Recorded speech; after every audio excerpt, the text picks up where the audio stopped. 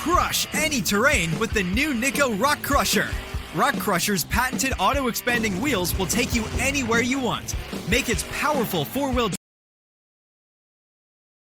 So many people have been asking for this one that I just have to do it, even though I already covered it a bit in the Koopa Troopa video, the Hammer Bros, and there is actually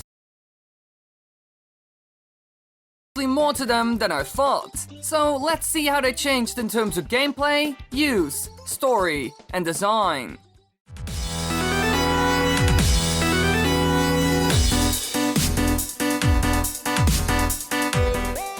Hammer Bros make their debut appearance in the first ever Super Mario Bros. Game. More often than not, they are encountered in pairs, attacking Mario by tossing hammers and jumping between rows of bricks.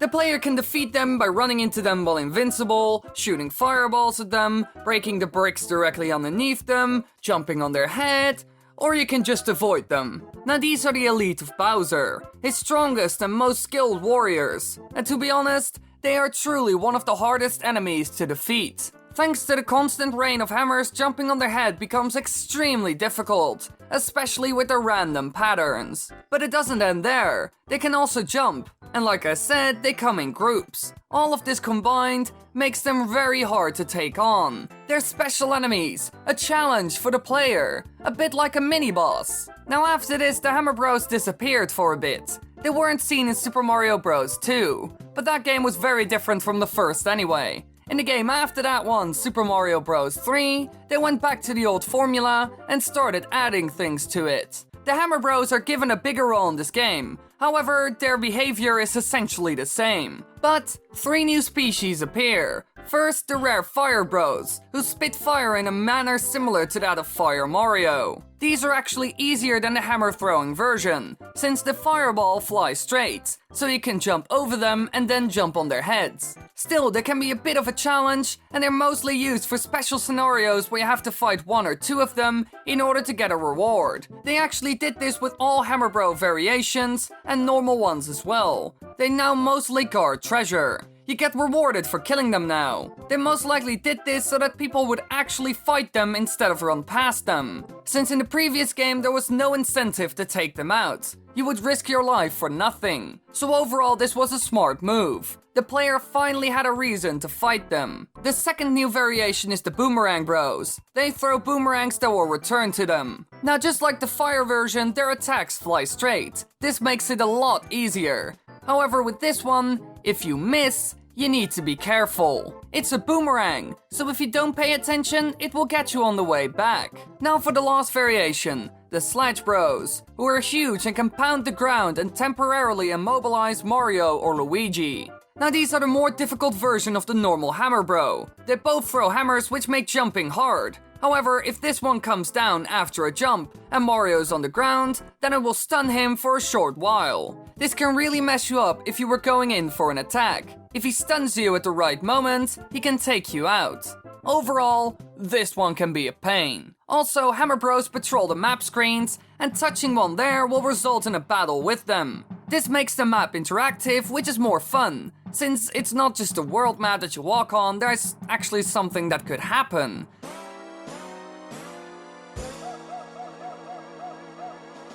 Besides that, it's great for getting extra items. There's also a new power-up, the Hammer Suit. This one gives Mario or Luigi the ability to throw hammers like a Hammer Bro, taking out stronger enemies like Boos, Dry Bones, and even Thwomps. They can also crouch and be invulnerable to fire attacks. So this one essentially turns you into a Hammer Bro. And in my opinion, this is one of the strongest power-ups in the entire game. You can take out almost everything with it, and besides that, it has a great range. Overall, a really good power-up.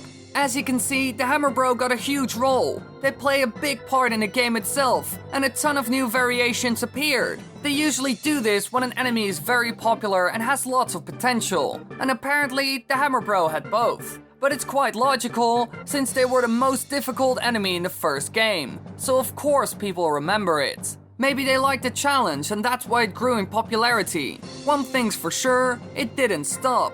In the next game, Super Mario World, they added even more variations. However, some things were also lost. Normal Hammer Bros are absent from the game, Instead, two variations of them appear. One of these variations is the amazing flying Hammer Bro. This one is a huge hazard, since he throws hammers constantly, creating a rain of death. So going underneath it is very dangerous. Taking it out is almost impossible. He moves around constantly and he's up in the air, so it's wise to just run past it. This has to be the strongest variation of the enemy and was purely made to form a huge, overwhelming obstacle for the player. The other is the Sumo Bro, which can create thunderbolts that drop below and explode upon impact with the ground. Yet again, an enemy that you can best ignore. The spike on their head also makes it impossible to stomp them, and just running past is the smartest choice. For some reason, they started adding a lot of variations that attack from above and require some good timing. Now, the timing aspect is quite fitting, since this also plays a role with the original, but it's quite weird that everything attacks from above.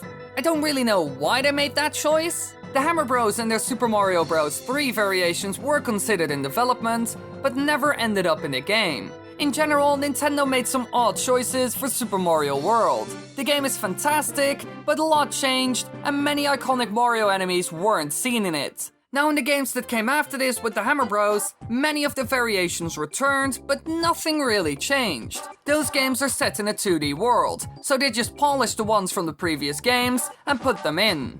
We did see a Sumo Bro boss in one game, but to be honest, it's just a normal enemy, but with more health, and now it jumps around and stuns you. A bit like the Sledge Bro. Overall, it's as basic as possible, which is a shame. The Hammer Bro has so much more potential. They could have made a leader or general version with special tactics, or all the powers from the variations combined to one Super Hammer Bro. That would have been really cool, but sadly enough, that didn't happen. And the other games, well, yet again, disappointing overall.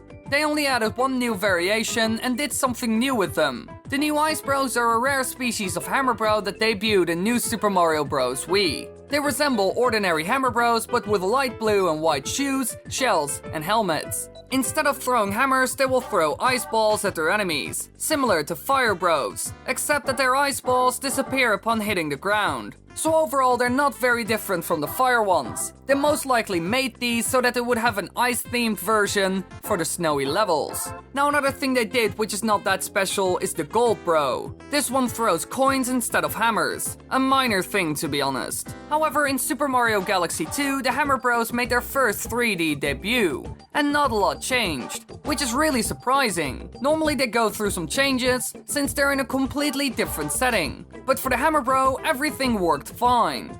They now just throw their hammers in every direction. They became easier to defeat thanks to it, since you can now dodge it sideways. In the 3D games after it, nothing new was introduced. They stayed the same. This also goes for the 2D version. However, in the trailer for Super Mario Odyssey, I saw something interesting. A completely new variation. It wears a chef's hat and throws frying pans. Besides this, we have no idea what it can do or what they're going to use it for. But overall, it looks really cool. And with this theme, they could do way more. This makes me even more curious what they're going to show off at E3. So the Hammer Bros went through quite a number of changes. At the core, they stayed the same, but Nintendo started expanding and making more types. It all started with one enemy, and now we have a wide range of elite soldiers for Bowser. Hey, before you go, be sure to check out my Twitter, Instagram, Discord, and Twitch. We do all kinds of fun stuff there, so be sure to follow me there. Thanks for watching, everybody. If you want to watch more videos, click the annotations on the screen right now, and don't forget to subscribe, since then we can get to 100k. And I just want to say that you are lovely.